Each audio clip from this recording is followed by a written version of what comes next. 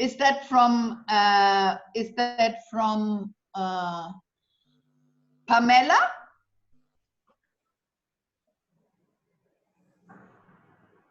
Hey P, could you turn on your microphone, please?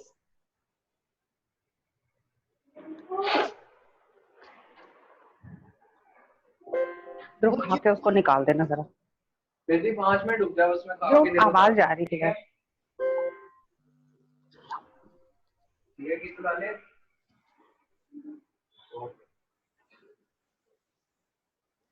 Could you please turn your microphone on, but then turn your microphone off before you speak, so that the sound will not disturb the other. So P, I'd like to hear you, but then because you are where there's a lot of noise, maybe you can turn it on and off so that we get the best sound quality for everyone. So how did you come into this room? How did you hear about this training? I saw you're talking to me, Doris? Hello? Talk to you. Your name is P, no? What is your name? No, my name, I'm Ruby. Oh, you I don't know why. P. Ruby, so sorry. Yeah, I'm Ruby. I don't know why this name is coming with me on my, I don't know. Called P. Kali, so that's why I got so very confused. I don't know why is this coming. I really don't know. Okay. Well, Ruby, you're so very welcome. Welcome, welcome. Thank you. Thank you. Thank you so much. Thank you. And then there's another P. You are not aware of having a name P? No. Okay. And then Trini, you are so welcome. Could you please turn on your camera? Good evening. Good evening, Dr. Doris. Hi. For so long. Good to see you. Yeah. You're so welcome. Thank you. Thank you. Welcome. And Maya, you were already here 1.5 hours ago, and you know what? It was so funny because even I was wrong. Today I was ready to go 1.5 hours early because in India it's 1.5 hours later. Yeah. So Maya, but you are not from Maya. Where are you from? Maya, where are you from? I'm from Lebanon. Can you speak a little louder, please? I'm from Lebanon. From what? Lebanon. From Lebanon. You are so very welcome. Would you mind and just turn on your video for a moment so I can see your picture, because then I can best work with you. Okay, and then in fact, would you, you were there earlier. Thank you, Maya. And then would you mind, as everybody's still coming in, let's give it about 5 minutes. And then after 5 minutes, when everybody's there, I can help you and start the session and speak to you. So Maya, Lebanon, do you mind to give me your telephone number, please?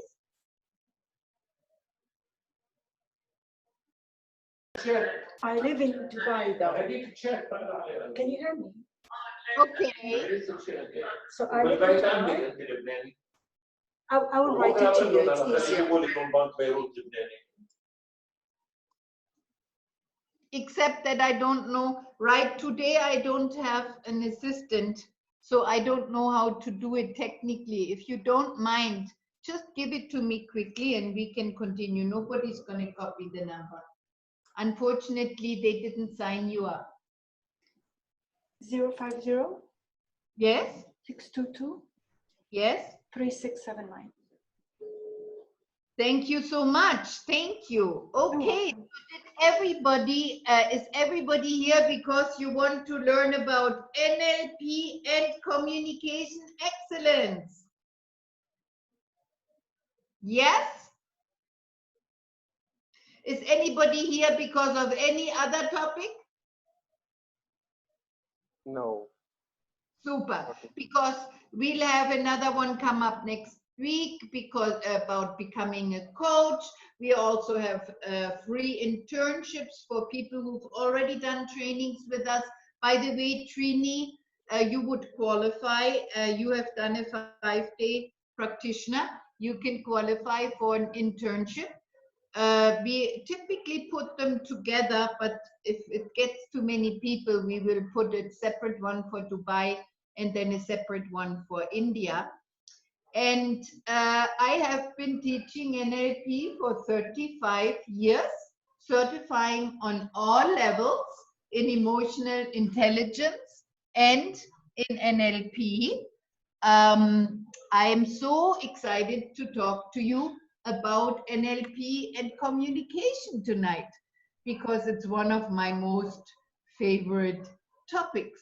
Because see, NLP is really powerful in empowering yourself, because it teaches you what your emotions are made of. It teaches you the fabric of your thought. It basically teaches you everything between here and what happens as of the internal pictures, the internal stories. It's called representational systems and submodalities, isn't it? Yeah, Duvendra? Yes.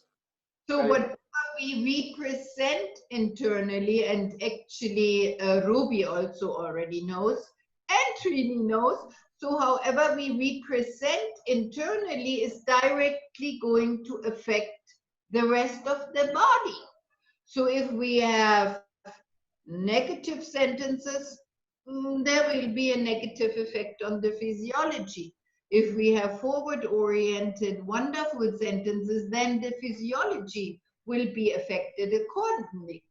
There are some phenomena that when we make too many pictures too fast, and we make pictures of something that scares us, it literally makes the brain shoot out higher levels of adrenals, and we experience what is called anxiety. So we will talk about many things tonight. What I will do is I will give you a little story and then a little introduction. I will use the PowerPoint to give you an introduction. And then I will have some time for your questions, and I will have the answers. And the focus tonight is on NLP and communication excellence. So any question anybody has before we get to start?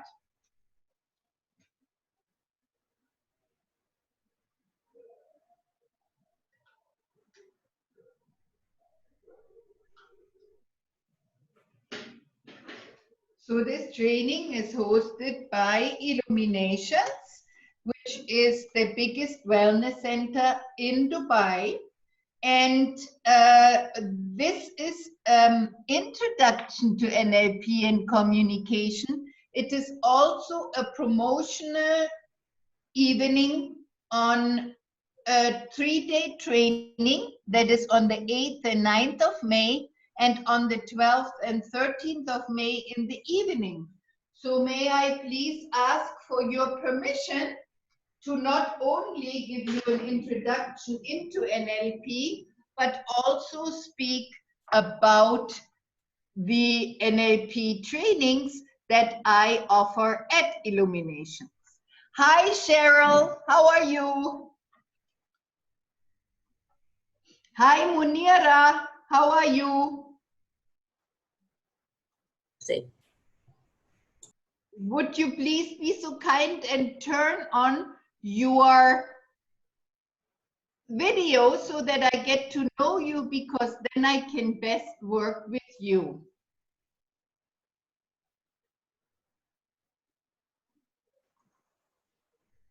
Yay, that is better.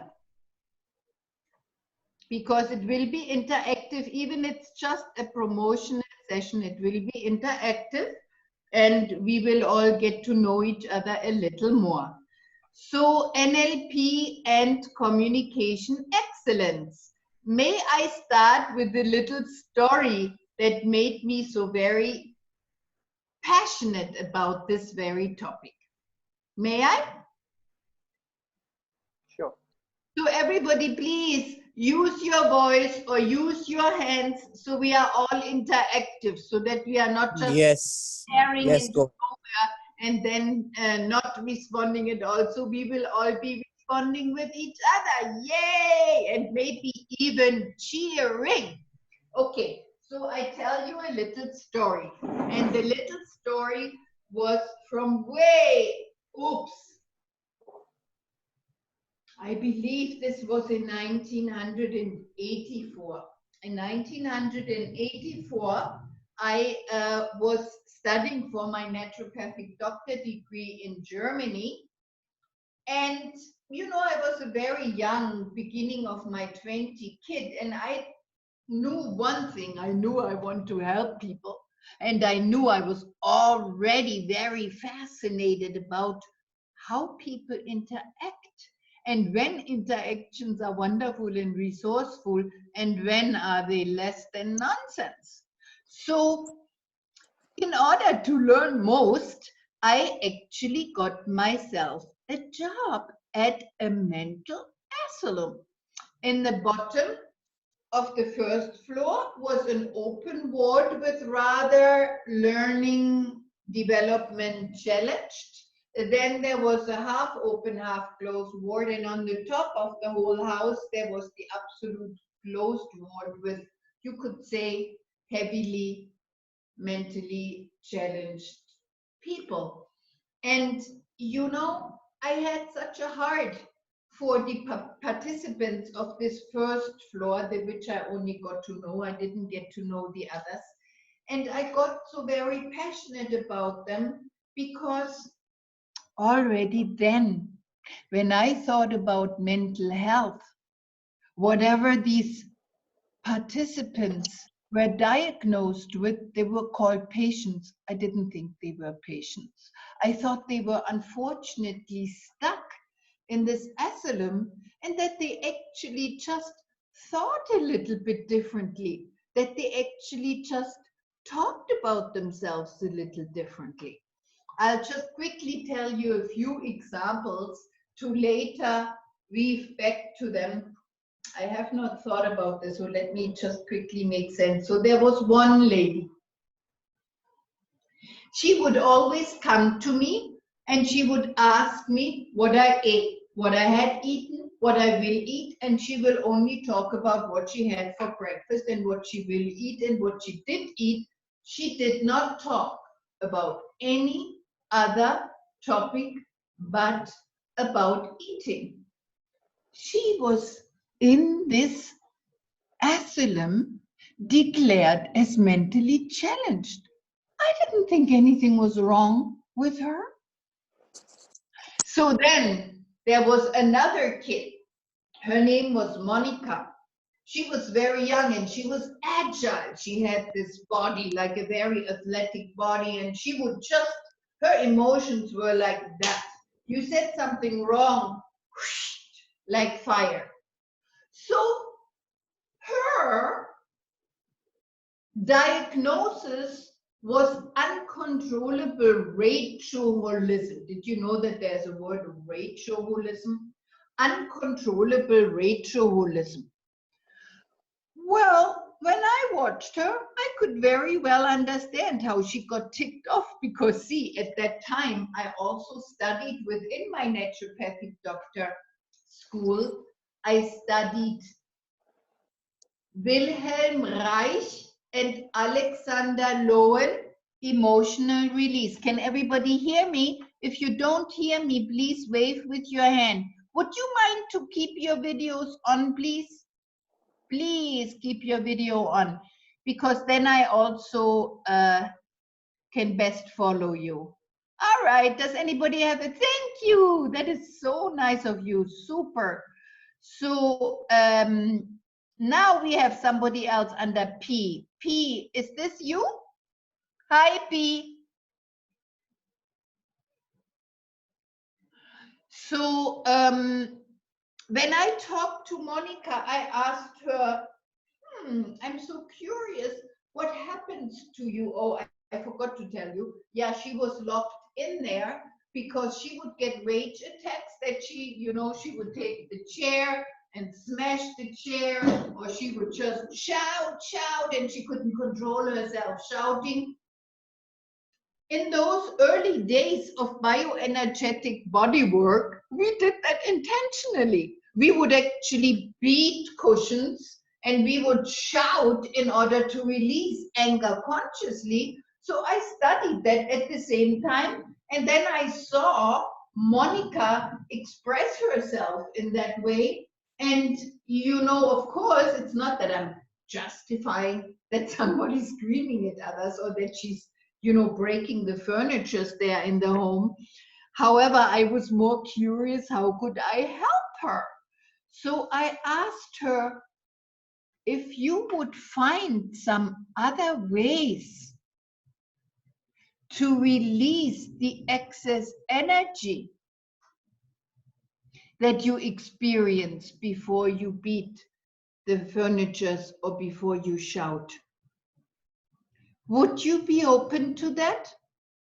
And she looked at me and she says, Dr. Doris, nobody ever respected me that much. And you know, I've never thought about it, but yes, it is just some excess energy that goes through me. So we discussed a little more until as I was trained at the same time in bioenergetic physical release, I said to her, how would it be if we would beat the pillows? How would it be if we would run excessively? So I would actually give her several options. And then it was actually a quite progressive, amazing asylum. Many of them actually are, because they know that you have to be very creative and you have to allow many things in order to really help people. So I remember I would, as I'm a runner myself, I would actually run several times with her in the morning, and I showed Monica how to step the feet into the floor and basically run in a way that you could release. So Monica said to me, Dr. Doris, the way you communicate with me makes me really feel I'm normal. And it makes me feel that I'm okay. And it makes me want to collaborate with this institute and the other senior staff members rather than fight. And she did. She did collaborate more, to the degree that everybody came to me in the senior staff room saying, Dr. Doris, what did you do to Monica? What did you do to her? She's all of a sudden a little more soft and she's listening to us more. I was very young and I didn't really think that I did anything. I couldn't even answer, did I do anything? So I heard myself say, I communicated with her in a way that she felt respected. I communicated with her in a way she could change. So now I want to tell you about John. His name was Johann. In Germany, the name would be Johann. So Johann John was this young man, and he was stuck in this asylum because he had what was called depression. He had what was called depression and negative response. Now it slipped me what they called it. So basically he was just a very grumpy kid. He was a very grumpy kid, and he would sit in his room like this. Let me see whether you see me best. Can you all see me all right? You see me all right? Can you hear me all right? Yes. Yes? Yes, Doris. So he was sitting. So before I came into his room, I was the youngest in the staff. Everybody was at least 15 years older than me. And they had their routines. It was 7 people in the staff room. And every morning at 9 o'clock, there was this loud siren. And it meant, clean up your room. And all the staff members would run around the floor and tell everybody, clean up your room. They talked to me about John. They said, John never cleans up his room. John says he doesn't even think his room is dirty.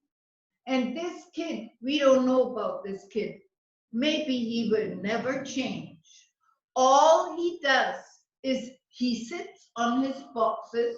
Since he got moved in here about 6 months ago, he did not unpack his boxes yet. He's still sitting on his boxes. In fact, the boxes are covering up all the way the window, so very little light is coming into the room. So this kid is sitting in darkness. No wonder that he's getting deeper into depression. But we can't get him to clean up his room. So this rather progressive institute, that's why I joined them and why I worked for them, had some agendas like, you know, they wouldn't like other institutes, everybody does everything for everyone, like you would get someone who cleans up for you or to packs the boxes. It was part that the participants were supposed to learn how to be self-sufficient, how to, you know, do their own things. Anyways, so I went into John's room, and this was way before NLP. It was in '84. I did not know NLP at that time. I had not heard the word NLP at that time. So I went into John's room, and lo and behold, he was sitting like that, and he was looking down. The boxes were all over that small room, and then they were stacked up to the degree that no light was coming in. Everything that the senior members told about the kid seemed to be evident, but I already thought about it very differently. When I saw John, I could feel him. I could just sense that he must have had a very bad background, a very bad upbringing. I did not judge him for what was called depression. I did not even think he was depressed. All I was interested in is how could he look at his room and the aspect of organizing a little differently. So I was thinking about how to best communicate with him. Now I knew if I would have just started to talk with him and give him my ideas, it would have not worked. He would have just not said anything and kept staring down because he was called low responsive. It means he never answered and he wasn't interested in interacting. So what I did is I sat next to John in exactly John's body position for at least 1 whole minute. After about 1 whole minute, John rustled just a little bit and looked at who I was. And I was inside of myself going, wow, great, I got a response. I got a response. And then I chose to say what I knew he would say yes to. And once again, this was before NLP. So I said to John, they tell you every day to clean up your room. They told me that you say you don't think your room is messy. And here you are sitting on your box. And you don't want to clean up your room. Wow, I tell you, John looked at me. He literally like moved his whole body. And I asked him, I'm curious, John, how would you like your room to be? And John said, well, obviously I would like to move a little more because the boxes were all the way that he could barely even, get up and move. So I said, so you would like to move a little more? I get it. How would that make you feel? He said, well, if I can move around, it'll make me feel a little more free, I guess, he said. And I said, well, I'm curious, what are you going to do about this? And John said, well, I can do it. He didn't say more. He got up and he started to pull down the boxes from the window. They smashed and so basically he created space. He moved around the box.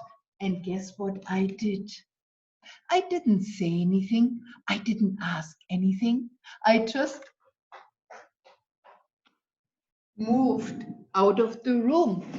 And John organized his room. Now he created a mess. He had, the boxes half in the hallway. However, I came back into the senior staff room after in the afternoon. At that time, they didn't see the results yet. We always had a 3 p.m. afternoon meeting. So in that 3 p.m. afternoon meeting, they said, Dr. Doris, what did you do? You are here since 1.5 weeks. We are here since 6 months. We are telling this boy every day, clean up your room. Never, ever, not once did he clean up his room. And you are coming in here. You are spending so much time with him. I think it was 7 minutes. It's of course a longer time than just shouting, clean up your room. So you are spending a considerable amount of time talking to him, and afterwards he's cleaning up his room. So now you tell us, what did you do to that boy? Because it was so successful, and we obviously lacked to be even close to as successful as you were. And me, young kid I was again thinking, I remember, they asked me, what did you do? What did I do? I didn't do anything. In my mind, I go, I didn't do anything, but I had to answer. So again, I answered in a similar way. I said, I knew that just shouting and instructing is not going to do anything. I sat down with John and I really listened. And one of the older people said, well, he never talks to me. I really listened. And I said, even if somebody doesn't talk, you can still listen and let it in and feel someone. Feel someone where they are at and not where you think you would want them to be. So I only listened to the kid and I communicated with him on his level. That's all I need. That's all I knew to say at this time. And I remember one of the older staff members said, I don't quite understand what you're saying, but what you did was great. So time went on. I saw many other members and I talked to many other members. But then unfortunately, even they wanted to keep me, and they offered me a greater pay because they said never anyone had such great results like you, and you are not a healthcare provider, and you are for the mental asylum, and you are not even close to the age of most of us. However, you are getting so many results. The clinic director asked me to come and see him, and I said, no, I'm not going to work here longer because the result I can create is so little.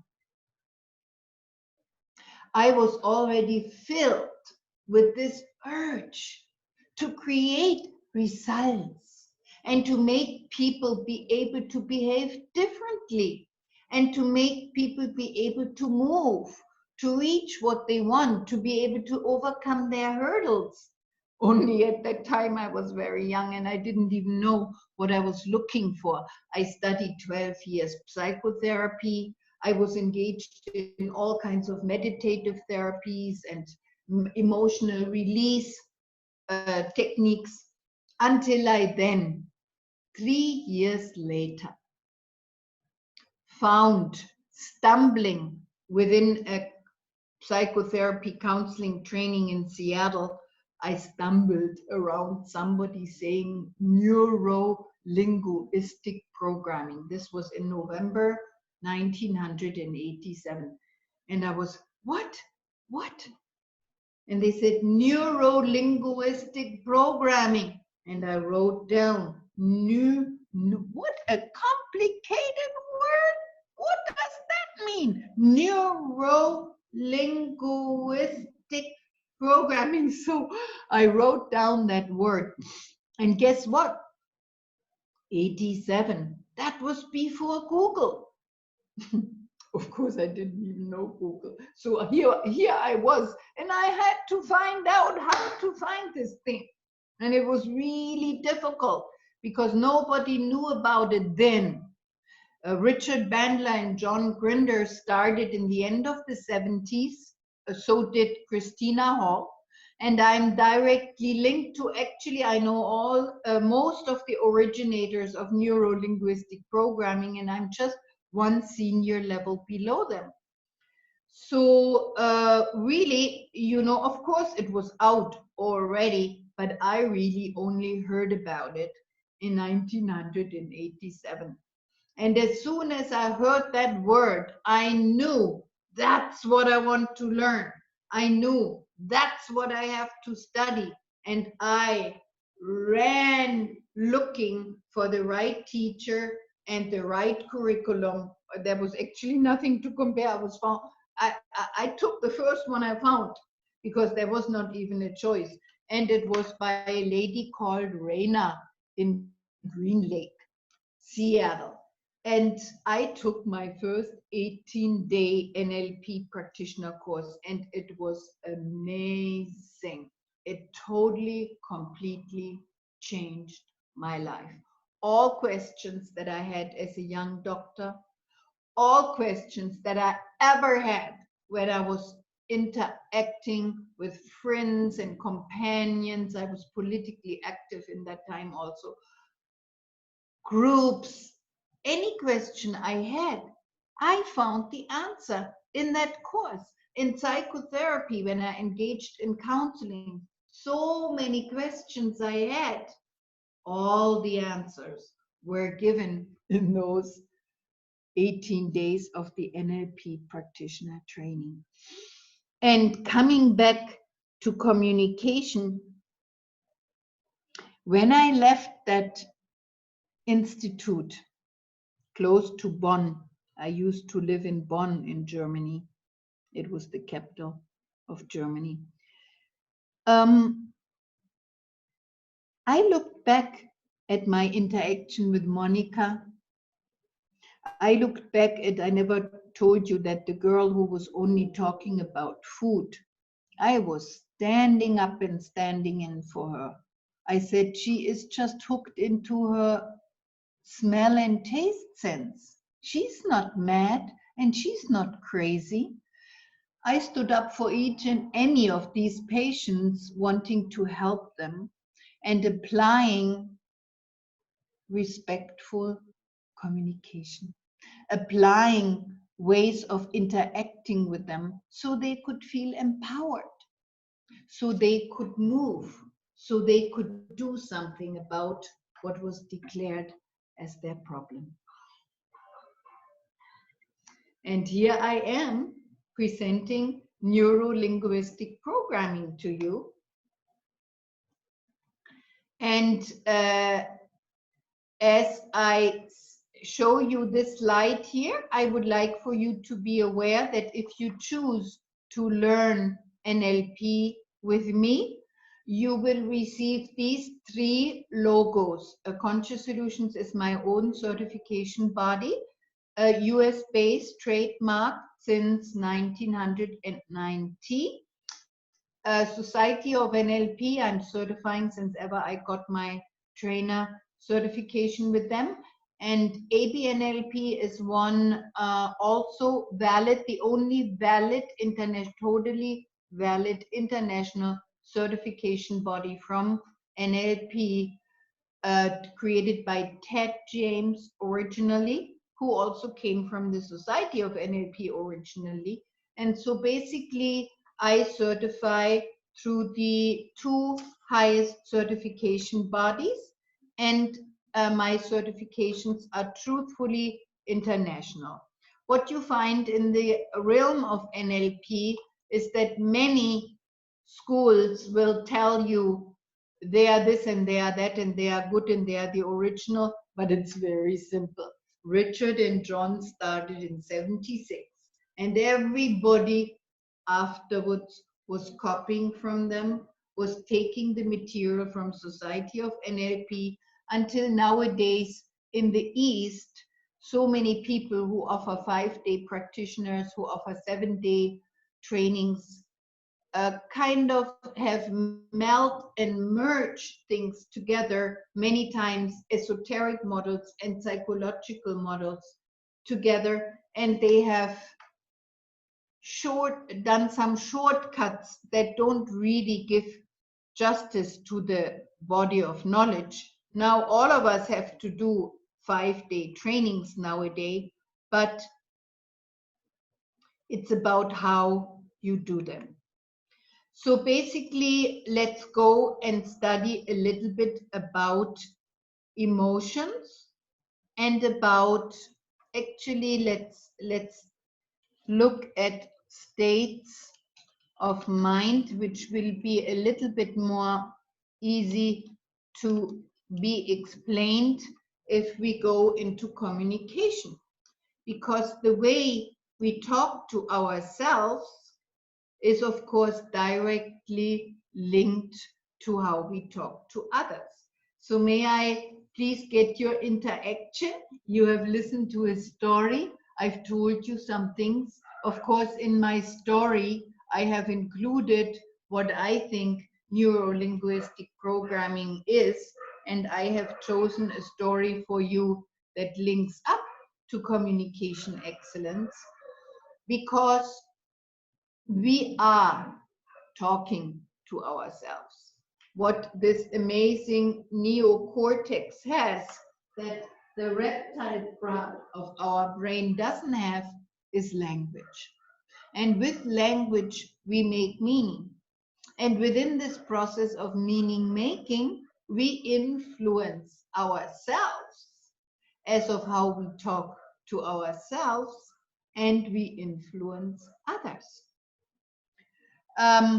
Who would like to demonstrate with me? We would need now everybody to turn on the video, please. So let's do a little demo of states of mind so that we get to learn many things. Hey, Sama, you are back. You are so welcome. Cheryl, could I see your video, please? Hi, how are you? Great, how are you? This is awesome, Doris. Thank you so much. Ah, and Renelle, could I see you, please? Renelle, I hope I pronounce your name correctly. Mines? Renelle Mines? It is amazing, mostly in these seminars, whoever has signed up, because they give me the sign-up list, is not there, and then whoever is there is not signed up. So, Cheryl, you are the only one who is properly signed up. No, Ruby and Yaduvendra also. Maya, I didn't get your sign up. And then Renelle, would you please turn on your video?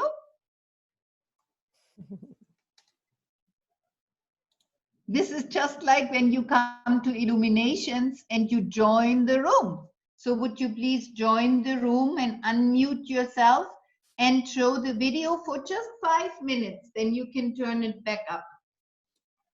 Are you there, Renelle?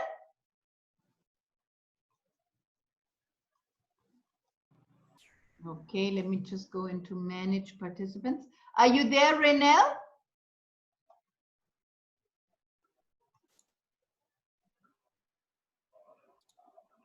If you are ready to talk to us or participate, please let us know.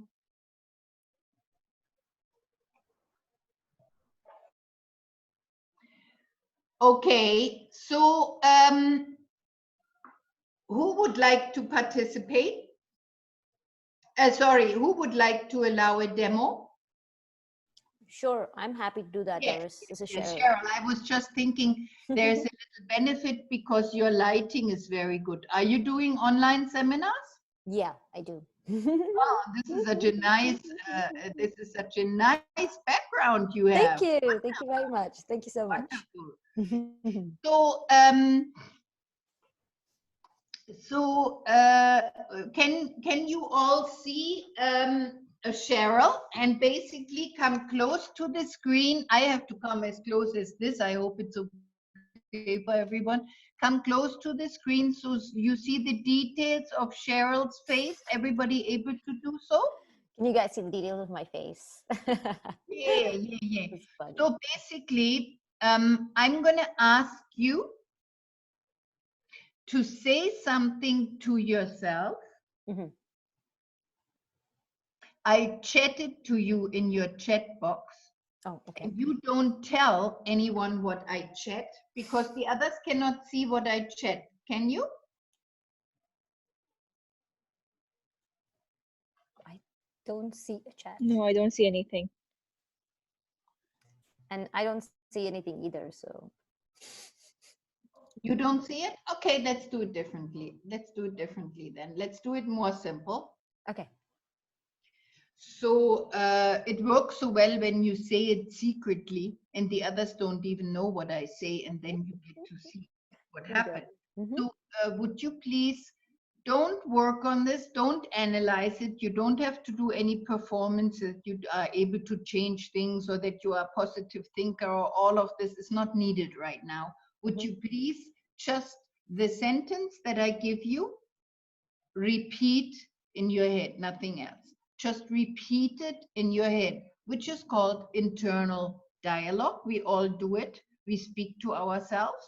So just repeat that sentence in your head several times, maybe half a minute. And then I will ask you to shake it off. And then I will give you another sentence. And then you will say that sentence. And everybody else gets to watch and gets to study you and gets to see the difference of the effect of the first message compared to the second message. Ready? Yes, absolutely. Everybody else ready? Yay, Shama is getting ready. I can see that. Trini is smiling. He probably has already knows what this Dr. Doris is going to do. And Jaduvendra also, super. So Cheryl, would you please say to yourself, very simple sentence. I can't do it. It's very hard. Okay.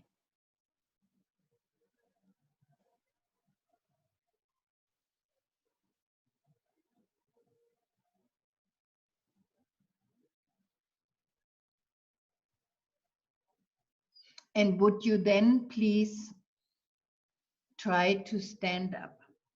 Okay. You guys have to see me. So, yeah.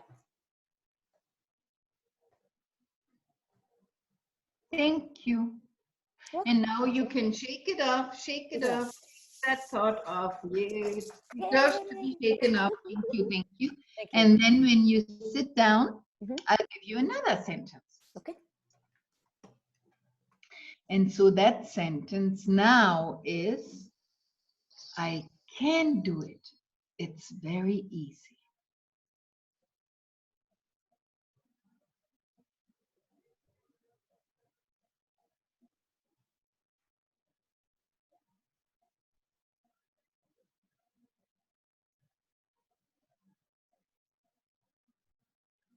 And now, would you please stand up? Sure. Okay. Well, thank you. Hey, clap for me, buddy. Thank you for experimenting with us. Thank you, So Doris. That was fun. Now, we have demonstrated different states of mind. And I chose a very, very simple one. And I chose that because, in a way, isn't the total of our day evolved around, oh my God, this is too hard, or oh my God, this is going to happen, or oh my God, the world is going to blow up, or oh my God, they're going to control us, or oh, whatever our thoughts are, right? And the effect of it. Or we go, yay. So I chose it because it's the most bottom line generalized message we could use, because I didn't give Cheryl any content. So what did you all see when I asked Cheryl to repeat the first sentence? What did you see physiologically? Because see, in NLP, nonverbal communication and reading the nonverbal signals is just as important as using language. In fact, we call it primary and secondary. Primary is analog communication. It is not gone yet through too many filters. And then once we speak, we formulate, and it means we process, and it means it's called secondary experience. So can you give some feedback with the first sentence? What did you see in Cheryl's facial expression, breathing, and all of her responses?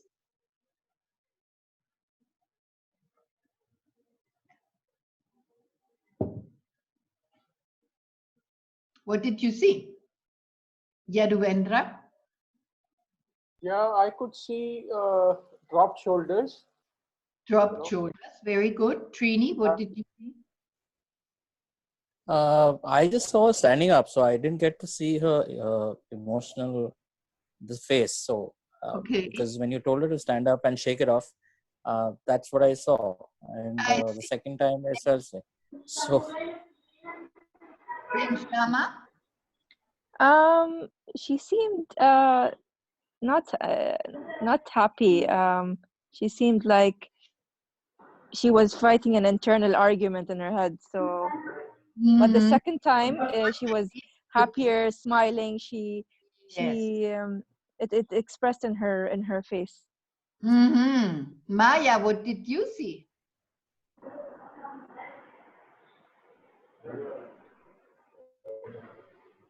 Maya, what did you see? Sorry, can you hear me? Yes, we can hear Sorry. She was looking down, she was not looking up. Yes.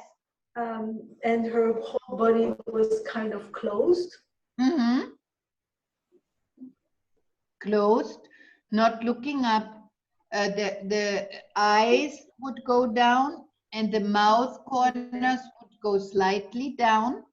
And then her breathing, I could see just a little bit. That makes me say, tell me whether that's true, Cheryl. I thought it was more shallow. I wasn't paying attention to it, honestly, my breathing, but yeah, I would imagine it was definitely more shallow when I was saying it's hard. I really felt the difference. in how I felt just because of those statements. Now I found that amazing that I was just saying these statements and I felt so different. Yes. Yeah. And then Oh, the for the shoulders. I think it was actually the strongest one. So Someone's background It's very sound loud. is very loud. Yeah. what is loud? Somebody's background. It's There's- okay now. It's fine now. Yeah. Thanks, Shama. I hope it No is problem. the illuminations. Oh, it's okay now. Okay. Okay. So you felt completely different, the power of this exercise, isn't it? But let's complete the loop. So everybody, so in NLP, we pay very much attention to the body and to the signals of the body. Because see, whichever message the brain is giving, it is giving a message to the rest of the body. Before your face is smiling, there is a message from your brain. Before you are breathing more deeply, there is a message from your brain. Before you get up, thank you, Trini. I mean, the most important, let's say, behavioral evidence of this demonstration was Cheryl getting up very hesitantly. Now, of course, the second Dr. time Doris? prepared better. Dr. Doris? Can I finish the sentence? Yes, okay. Okay, Finish all right. the sentence. So the first time, of course, she would know. Sorry, I turn off my phone so I don't disturb you. So of course, if you do it the first time or the second time, matters.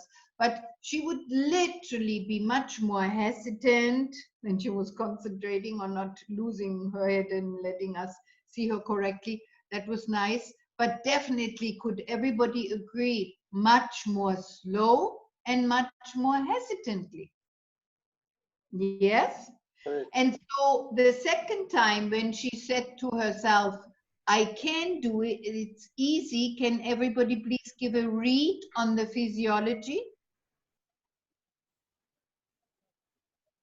You know, again, she was very confident. The shoulders were broad. And yes, even she had a smiling face. Yes. Felt much confident. Yes, in fact, that was nearly, I forgot to say, sometimes we instruct the exercise, say, could you try to be poker face, but we don't want you to really be poker face. So she would immediately get this light. And actually now I see what you said, Yaduvendra, she moved, even now, her shoulders are more up when she has that smiley mode. And I saw your breathing be a little more deeply. Yep. And then what was the speed of her standing up? She was quick. It was very evident, Ruby. Nice. Ruby, did you see how evident in this example? Thank you. So now, Shama, what is your question? I just wanted to close the loop so we don't. Dr. Doris, it's Ramadan and it's the fasting ends right now, so I'll be doing something else while I'm listening to you. You can eat and we can watch you. All right, all right. No. It's not about watching. All right.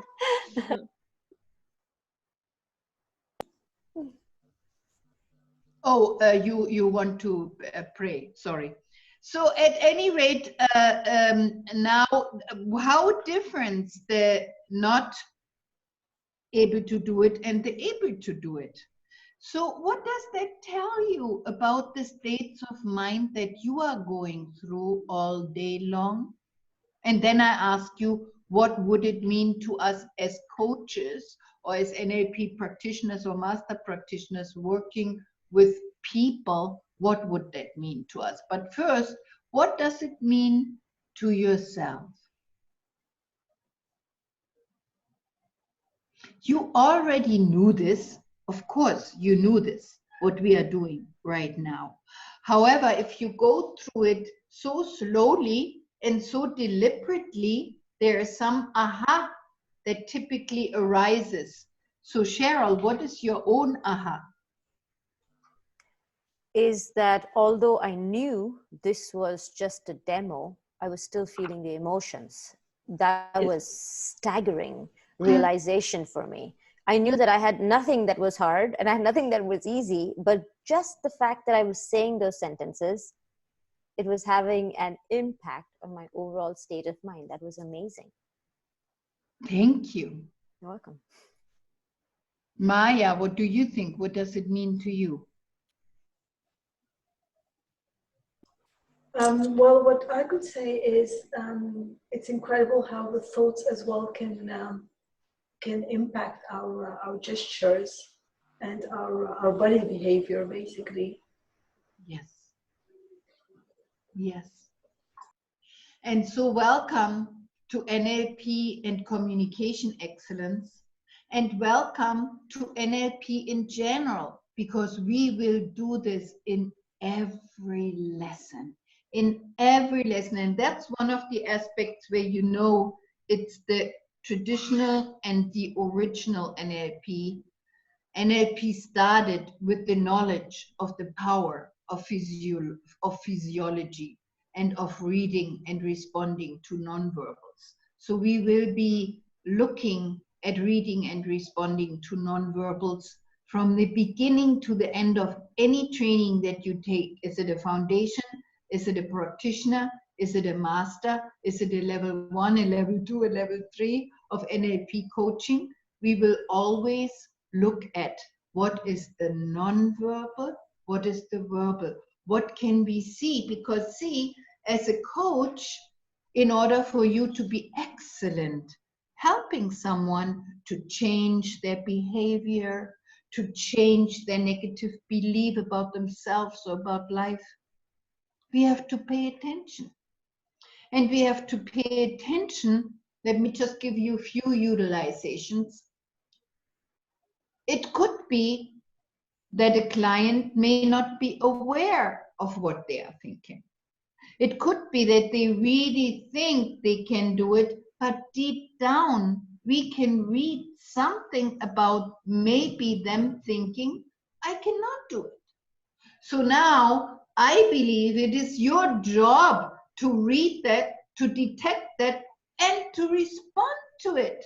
Because otherwise, your client will be unsuccessful with the methodologies or the tasks you give them, and they may not only feel about themselves that they couldn't do it, but you actually will get bad feedback as a coach. So let's say I'm just making up another example as thank you again, Cheryl, for letting us look at you. How about we give her a little hand? You're most welcome. What a beautiful example. So let's say I'm the coach and Cheryl is the coachee. So as we go along, she would talk about, let's say, what she wants to accomplish, or she would talk about her purpose, but there would be a slight aspect of her chin going down, her eyes going down, maybe her shoulders going down, Jaduvendra, like you have seen. So then it is my job to say, I'm so curious, did you maybe have any thought that was opposite to that? I'm so curious, is there anything going on? What are you aware is going on deeper down? Some simple question you can ask. What are you aware is going on deeper down? So then, let's just pull up an example out of the air. Then Cheryl could say, well, I really want to accomplish these outcomes, but I was thinking about how my family members wouldn't support me and how there was this and this difficulty. So you go, wow, great. Now let's deal with that.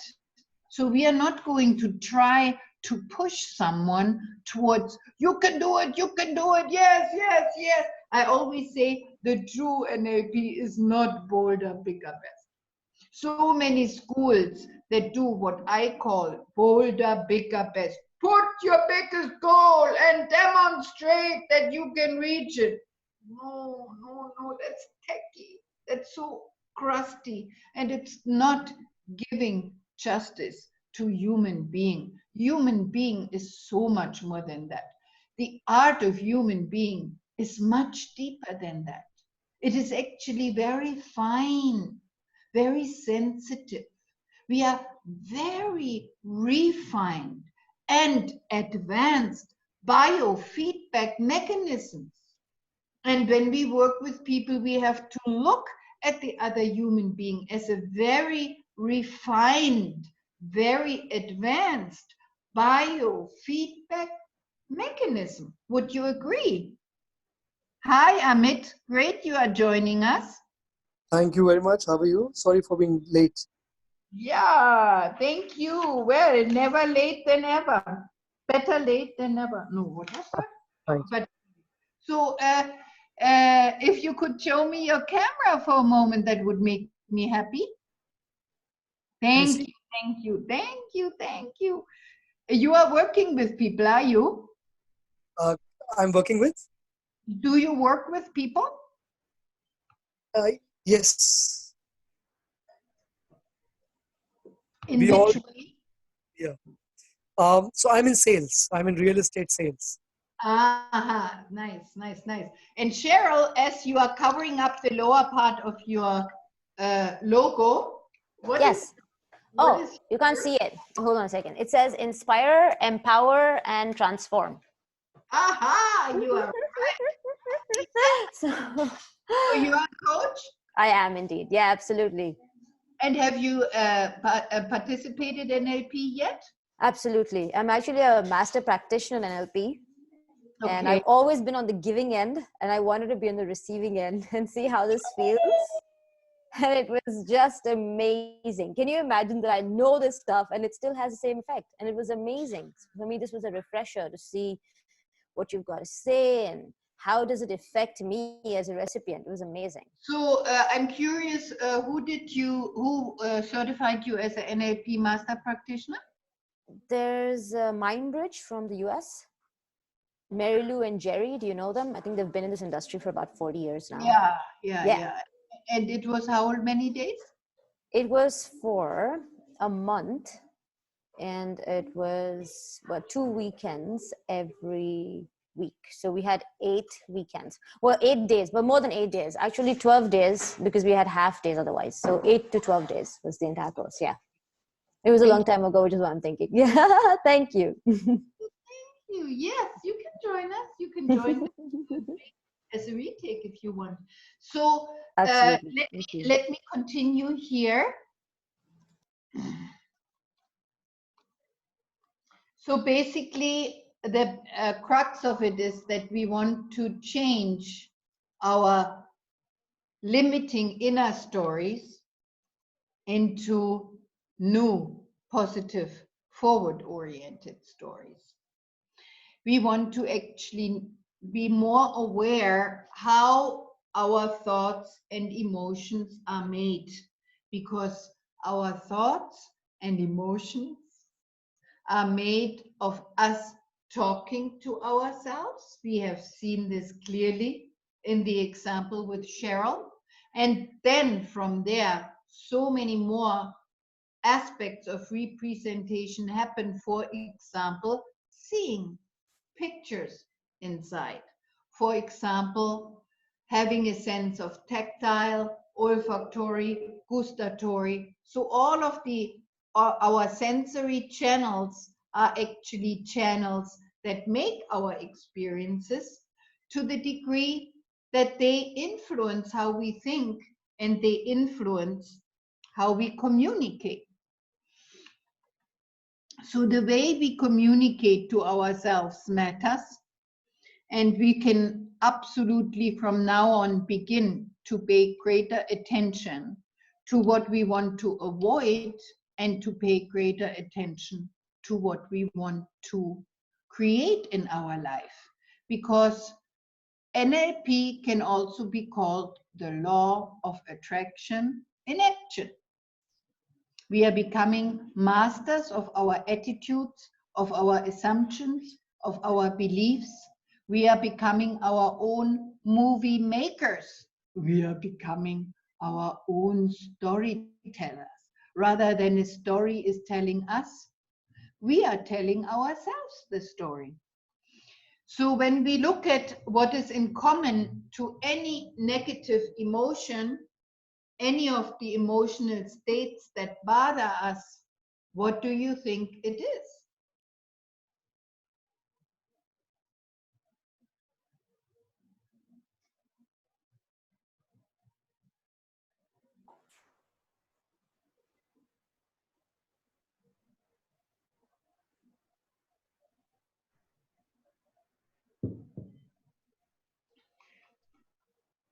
Somebody's going to jump out of their seat and give an answer, please.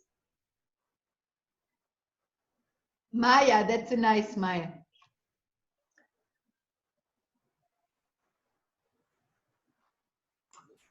Sorry, I'm not very, it's the first time I use these things. I'm not very well in it. Can you just, Dr. Doris, just repeat the question, please? Can you see the slide? No, I can't see the slide. Can everybody see the slide? I can see it, but I'm on my laptop, so it's probably easier. You can see it, okay. I can. What is I can see it as well. What is in common to stress, anxiety, fear, frustration, irritation, rage, anger, lows, downs, depression, inner conflict, and we can actually extend that list. Well, they're negative states. And Our what mind, our performance. they affect our performance. Amit, thank you very much. Was that Amit? Yes. Thank you. And what else is in common as of, let's study the material that our thoughts are made of. So what is in common to all our limiting states of mind and emotions? The way that we communicate to ourselves, right? We have to talk to ourselves before we get angry enough, like Monica, to shatter a chair or a furniture. We have to talk to ourselves before we can only notice one part of reality, which was for the old lady food. All she knew to think or speak about was food. And John declared as depression. I don't think he had depression. Within one resourceful communication, respecting him on a deeper level without saying, I love you, no. Picking him up where he is. He was able to clean up his room. That's only a small, very small, tiny example of a few minute interaction.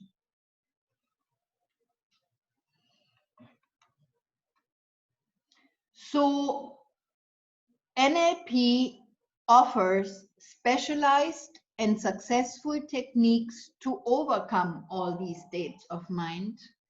NLP is about how we can create and maintain greater levels of satisfaction, contentment, peace, love, wealth on all levels, health on all levels, and of course, it directly influences our communication. So in a way, you can say that, and Yaduvendra already knows a lot about this, and Trini already knows a lot about this. I believe Amit may already also, everybody in this room already knows about it, Maya, whether you have studied NLP or not. We know, we have agreed earlier today, when our thoughts are running us and we are not running them, that's not what we want. We want to be able to run our thoughts. And you can think of it like a remote control. And actually, let me see whether I have a better one around.